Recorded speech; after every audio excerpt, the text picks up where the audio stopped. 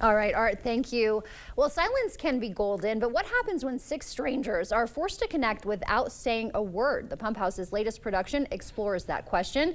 We're joined by Colin Thielen this morning with Gray Area Productions to tell us more. Colin, thanks for breaking your vow of silence to tell us about this. Yes, of course. Thanks for having me. So Smallmouth Sounds, tell us about it. What drew you also to that unique story? Yeah, so this is a play written by Bess Wohl, and it was actually inspired by a real-life retreat that she took at a place in upstate New York called the Omega Institute. Interesting. And so, yeah, it's a very unique story. We always try to pick plays that when you read them, they kind of jump off the page, and you know that the writing itself can do a lot of the legwork, right? And so you don't have to worry about the glitz and the glam. If you focus on bringing that to life, then you know you have a good story. And so this was one of those plays. Very interesting. As I used to say in my neighborhood, man, how do you tell a story without any words? Yeah, for real. So, okay, this show is so interesting because there is dialogue. Don't worry, we do get to talk a little bit in it, but silence kind of becomes like this eighth character, right? So there's these six retreaters, and there's also a teacher, kind of a guru, who they've gone to this retreat to kind of learn from, right? And things kind of get flipped on their head. Everyone's there dealing with some sort of trauma, right? And we kind of all get to figure out what that is. Okay, yeah, that's very interesting. It sounds like an HBO show or something. It sounds really interesting. So what's the biggest challenge of having to perform with so much silence? Yeah, I mean, we tell stories in so many different ways, right? And we're so used to using our mouths and using dialogue to convey messages and speak with you. I mean, how would you do the news, right, if you couldn't use your voice, right?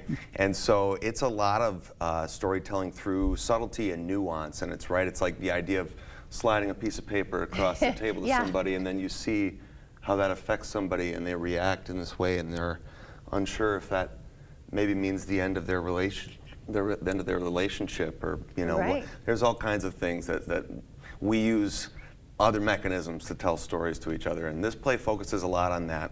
At least for six of the characters, for sure. There's a character in there who kind of has to deal with the flip side of the coin, and only gets to use their voice to kind of tell a story. So they make up for the rest of the silence. Very cool. Sliding that note across the table there, it only resonates with you guys, but what about the audience that's watching now? How does it resonate with them? Right. So I mean, we all have been through things in our lives, right? Like these characters are all there.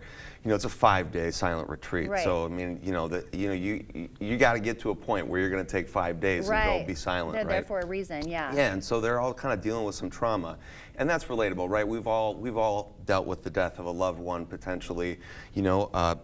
Someone going through a potentially devastating diagnosis or an illness, being the caretaker for that person, right? Or just what it means to be in a long-term relationships, and the turmoils and tribulations that come with that, right? And so it's a chance for everybody to come and see these characters and see how they relate, right? It's also a chance for you to come and reconnect with yourself. This retreat is a lot about, these connections. We focus so much on connecting externally with things, right? And this retreat that these retreaters are on kind of asks people to come back and connect with yourself and take a moment, take a breath. We've all been through a lot. We've all got a lot. We've got the holidays coming up. And so it's like, okay, here, take a moment.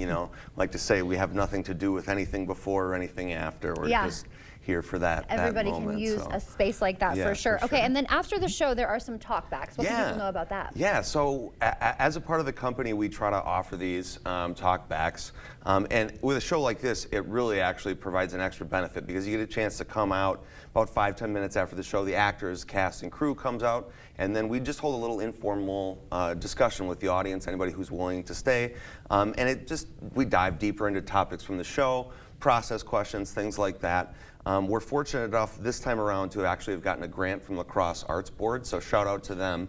That's part of why both of our Thursday shows this run.